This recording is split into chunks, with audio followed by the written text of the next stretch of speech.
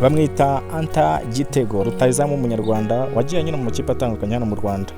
Ubu akaba yakiniraga ikipe ya AFC Leopards yo mu gihugu cya Kenya. Iyi kipe ikaba yamaze gutangaza ko yamaze gusesa amasezerano n'uyu rutahizamu. Anta Gitego ni rutahizamu w'umunyarwanda wavutse tariki ya 1 Mutarama 2002. Akaba afite imyaka 23, afite uburebure bwa metero 1 na santimetero 90. Yatangiye gukina umupira w'amaguru akina mu makipe atandukanye arimo Gicumbi FC, Kiyovu Sport, Marine FC. Mu kwezi kwa Mutarama 2024 nibwo yerekeje muri Kenya asinya amasezerano y'imyaka 2 mu ikipe ya AFC Leopards. Nubwo yari yitezweho byinshi, Gitego ntiyabashije kwitwara neza muri AFC Leopards, atsinda ibitego 4 gusa mu gihe cy'umwaka umwe.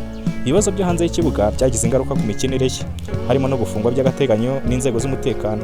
Ibi byatumye umubano we n'ikipe uzama gatotsi, bikaba byarangiye impande zombi zemeye gutandukana ku bwumvikane mu kwezi kwa Gashyantare 2025.